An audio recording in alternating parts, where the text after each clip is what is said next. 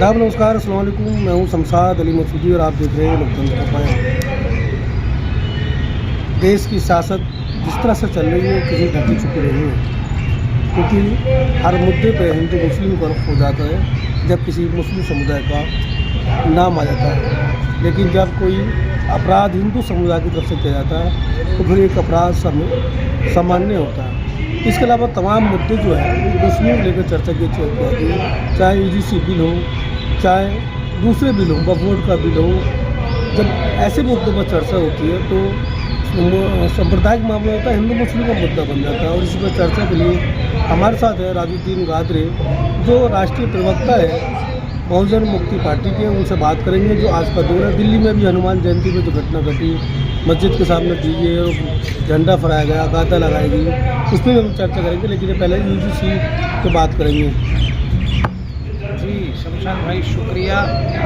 आप जैसे साथी क्रांतिकारी जो समाज के लिए समर्पण हैं, मैं सैल्यूट करता हूं आप लोगों के कामों को कि समाज में आप समन्वय बनाने के लिए काम कर रहे हैं। समता, समानता, न्याय, बंधुता और स्वतंत्रता, ये भारत का लोकतांत्रिक का जो है ये मूल प्रयाम्बुल है। लेकिन आज हमारे देश में हिंदू मुस्लिम की राजनीति करके ये हमारा जो सबसे बड़ा वर्ग है ओबीसी, 1931 की यदि जनगणना की बात करते हैं तो 52% हमारा ओबीसी समाज यहाँ वास करता है। और उसके आज देखेंगे तो बढ़ा है, घटा नहीं है। लेकिन आज तक ओबीसी को हक, अधिकार, सामाजिक न्याय मिलने का कोई भी मूल मंत्र या कोई तरीका नहीं है। लेकिन प्रधानमंत्री ओबीसी और क्या चाहते हैं? नहीं भाई, वो ओबीसी नहीं है, वो तो बनिया हैं, वो बेच रहे हैं, वैश्य समाज के हैं। और लोगों के सामने अपना पे को कभी तो वो कहीं का बतला देते हैं, कभी वो कहीं का बता देते हैं। अभी चायों के बागान में गए थे, कहीं मुद्दा हमारे देश में कुछ और उछल रहा था तो वो मज़े ले रहे थे। वो तो भाई साहब देखिए, अपने आप को मज़े ले रहे हैं, उन्हें कोई मतलब नहीं है। देश खाई में जा रहा है या गड्ढे में जा रहा है, वो इससे मतलब नहीं है। वो उन्हें तो राज करना है, हिंदू मुस्लिम की राजनीति करानी है, करनी है। और उन लोगों को मैं मानता हूँ कि शायद ही कि ऐसा कोई प्राइम मिनिस्टर होगा जो भारत में इस तरीके की दोहरी चरित्र का काम किया है। विकास के नाम पर लोगों को ठगा जा रहा है। और ये देखिए कि अभी बहुत बड़ा मुद्दा है कि ओबीसी अपने हक अधिकार की बात ना कर लें, सामाजिक न्याय की बात ना कर लें और जातिगत जनगणना की बात ना कर ले। यदि जातिगत जनगणना हो जाती है तो इसका पर्दाफाश हो जाएगा। और जो हमारे देश पे आज अंग्रेज़ों से भी बदतर स्थिति लादी है देश में, फिर दोबारा से हजारों साल से तो आप आए थे, उभरे थे थोड़े से, वर्ण व्यवस्था फिर वही तरीके से लाई जा रही है। मनुस्मृति को पूरी तरीके से तरतीबों से लागू कर रहे हैं। हिंदू राष्ट्र बनाने के चक्कर में कहने पर लोगों को गुमराह करते हैं। और यदि कोई सिख समाज का अपना सिख राष्ट्र बनाने की बात करता है तो उन्हें क्या कहा था? खालिस्तानी कह देते हैं। और मुसलमान यदि बात करता है अपने हक अधिकार की, उनको आतंकवादी कह देते हैं। यदि कोई ओबीसी बात करते हैं तो उनको मुद्दों से भटका करके हिंदू मुस्लिम में लगा दिया जाता है। जीसी और यूसीसी, ये देखिए दोनों एक से लगते हैं लेकिन दोनों में फ़र्क है। यूजीसी की यदि हम बात करते हैं तो ये है university grants commissions. University grants commissions यानी विश्वविद्यालय अनुदान आयोग। तो उस 28 दिसंबर 1953 को अस्तित्व में आया था और 1956 में संसद में एक अधिनियम के तहत वैधानिक दर्जा प्राप्त हुआ।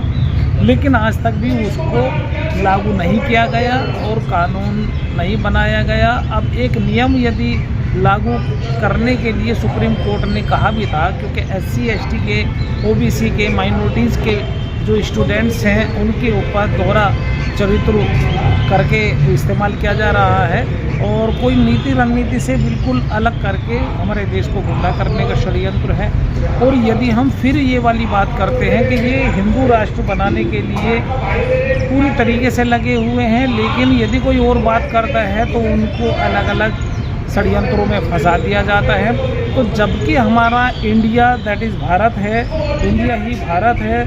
और यदि हम बात करते हैं यूसीसी की तो यूनिफॉर्म सिविल कोड की बात है।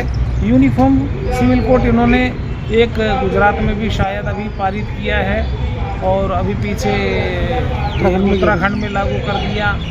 तो उससे क्या है कि देखिए हमारा देश लोकतांत्रिक है, लोकतांत्रिक में यूजीसी का कोई मतलब यूसीसी का कोई मतलब नहीं हो जाता है, क्योंकि यहाँ पर अलग अलग मत के लोग रहते हैं, अलग अलग पंथ के लोग रहते हैं। यहाँ मुस्लिम रहते हैं, सिख रहते हैं, ईसाई रहते हैं, बौद्ध रहते हैं, लिंगायत रहते हैं, जाट रहते हैं, आदिवासी रहते हैं, अनुसूचित जाति जनजाति, अनुसूचित जाति, बहुत सारा यहाँ पर गागर में सागर है। लेकिन ये लोग एक षड्यंत्र रच रहे हैं। अभी मैंने SIR का जो रजिस्ट्रेशन देखा, SIR का मुद्दा था। माफ कर रहे तो इस कानून के बाद में क्या धार्मिक आज़ादी छिन जाएगी जो SC ST के लोग विरोध कर रहे हैं, माइनॉरिटी लोग विरोध? मैं बिल्कुल बराबर वही बता रहा हूँ। इससे धार्मिक आज़ादी नहीं, सारा कुछ आज़ादी छीनने का, यो हिंदू राष्ट्र बनाने का एक इन लोगों का लीगल तरीके से षड्यंत्र है। और OBC को हक अधिकार ना मांगे, अपने OBC से अपने आप को छुपाने का है कि ब्राह्मण जो यहाँ पर अपना आप को सर्वश्रेष्ठ मानता है, जबकि एक ही रास्ते से पैदा होते हैं इंसान और कोई अलग से नहीं आता है।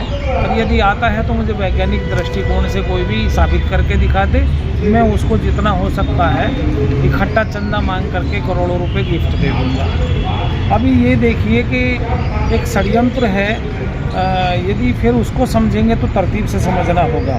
समान नागरिक संहिता, भारत में सभी रहने वाले को मैरिज एक्ट एक रजिस्ट्रेशन कराना जरूर होगा, जबकि 1885 में क्रिश्चियन मैरिज एक्ट बना था और 1936 में पारसी मैरिज एक्ट बना था। और यदि हम 1937 की बात करें तो उसमें मुस्लिम पर्सनल लॉ बोर्ड बना था। और 1955 की बात करें तो हिंदू मैरिज एक्ट बना था। और 2012 में सिखों का आनंद मैरिज एक्ट तैयार हुआ, वो लागू हुआ। लेकिन यदि हम फिर बात करते हैं तो ईसाइयों का क्रिश्चियन हो गया। लेकिन जो आदिवासी है, जहाँ खनिज पदार्थ हमारे आदिवासियों का हक है, उसको अडानी अंबानी को कैसे दिया जाए, वो भी एक षड्यंत्र रचा जा रहा है। जैसे आपने देखा होगा, अंग्रेज जब आए थे तो उन्होंने चाय फ्री दी थी और उन्हें लोगों को गुमराह कर लिया था। ऐसे ही इन्होंने एक अंबानी को यहाँ प्रस्तावित करने के लिए क्या करा है पता है आपको, कि वो लोगों को सिम फ्री बांटे या वो नेटवर्क फ्री दिया या कॉलिंग का 1 साल तक फ्री दिया और आज अच्छे खासी लुटाई हो रही है। ऐसी चाय के ऊपर हुआ था। और उस टाइम पे प्रस्तावित कौन हुआ था, कौन सी कंपनी थी? East India company. और आज कौन सी कंपनी हो रही है? Adani Ambani company. Ambani Adani and Modi company. इन लोगों का यदि इतिहास देख रहे हैं तो अभी आपने देखा होगा 28-29 लोगों को इन्होंने अरबों खरबों रुपया लेकर भेज दिया। और 99 लोगों के नाम ऐसे हैं जिन्होंने अरबों खरबों रुपया गवर्नमेंट से भारत के मूल निवासियों का, OBC का, SC का, ST का, माइनॉरिटीज़ का जो पैसा को जमा हो रहा है बैंकों में, उसको लोन लेकर के उनको मतलब अपना पे को दिवालिया घोषित कर दिया तो पैसा नहीं दिया जाएगा।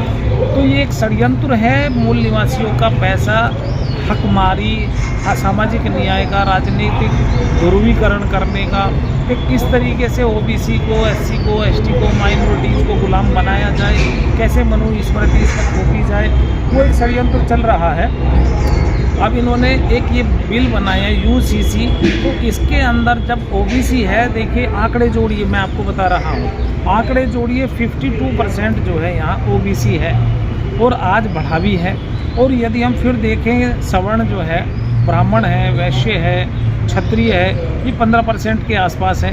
तो OBC प्लस 50% कितना हुआ? 52, 53, कितना हुआ? 67%। और यदि हम फिर और बात करें बुद्धिज़्म की, तो उसका एक्ट नहीं बना, शादी का, मैरिज एक्ट का, और आदिवासियों का नहीं, अनुसूचित। तो ऐसे जितने भी अलग अलग बनना था वो किसी का कुछ नहीं बनने दिया इन्होंने। तो ये 67% तो ऑलरेडी हिंदू बन गए, बना लिया ना बिल्कुल एकदम लीगली तरीके से। लेकिन उसके ऊपर कोई बात नहीं उठा रहा है, कोई बात नहीं कर रहा। यदि ये बात उनकी समझ में आ जाए तो तरतीब बन जाए, उनके हक अधिकार की बात बन जाए। उनको आगे कर दिया जाता है कि मुसलमान ऐसे कर रहे हैं, मुसलमान की महिला ऐसे करती हैं। इन्होंने देखिए, अब एक हमारे यहाँ प्रथा थी कि स्तन ढकने की सुविधा नहीं थी। आज स्तन ढकने की सुविधा ना होने की वजह से, हाँ, जब मुस्लिम एक टीपू सुल्तान थे, उन्होंने स्तन ढकने की सुविधा दी थी, लेकिन उनका नाम नहीं है। आज वही प्रथा कि ये नाकाम में ना रहे, ये स्तन ना ढकें या अपने अपने को शरीर को ना ढकें, तो इनका षड्यंत्र चल रहा है। और अभी एपस्टीन फाइल ने भी ओपन कर दिया है। महाराष्ट्र की महिला आयोग जो हिजाब को विरोध करती थी, आज उसके साथ क्या हुआ सब जानते हैं? आज मैं वही नहीं, सब जानते नहीं है, जनाना पड़ेगा, वो सारी चीज़ें बतानी पड़ेगी। वो खुल्लम खुल्ला बाबा जी के साथ में कहती थी वो मेरे गुरु हैं और जो मैं तो गुरु दक्षिणा दूंगी। यानी लोगों को, यानी हमारी महिलाओं को, हमारी बहन बेटियों को वो इस तरीके से अग्रसर कर रही हैं कि मैंने किया है तुम भी ऐसी करो खुल्लम खुल्ला। यानी लोगों में अय्यासी और वैश्यवृत्ति ये लोग पा रहे हैं, ला देना चाहते हैं। अफसोस की बात है। अपने देश को बचाना होगा, मूल निवासियों को जागना होगा, अपने भारत के संविधान को जागना और जगाना होगा, तब हमारा देश बचेगा। अदरवाइज़ ये हिंदुत्व के चक्कर में हम लोग बह जाएंगे। और ऐसे ही इन्होंने यूजीसी का मामला किया है, विश्वविद्यालय अनुदान आयोग का, तो उस वजह से समझना होगा और समझाना होगा। आज वही ध्रुवीकरण ये तरतीब से कर रहे हैं। तो आप चैनल के माध्यम से मैं कहूँगा कि जाग जाओ मूल निवासियों, अपने हक अधिकार की बात करो। हिंदू मुस्लिम छोड़ो, सब एक ही डीएनए के भाई हैं। एक विचारधारा अलग अलग हो गई है, उस विचारधारा को कोई मतलब नहीं है। आस्था के आधार पर इन्होंने मंदिर का, मस्जिद का मुद्दों को भुना रहे हैं। आस्था कुछ नहीं होती, लोकतंत्र में लोकतंत्र तरीके से होती है। ठीक है, जय मूल निवासी। ये हमारे साथ राजदीन गादरे साहब जो राष्ट्रीय प्रवक्ता हैं बहुजन मुक्ति पार्टी के। आप इसको और कैसे देते हैं, कमेंट्स करके जरूर बताएं। बहुत बहुत शुक्रिया।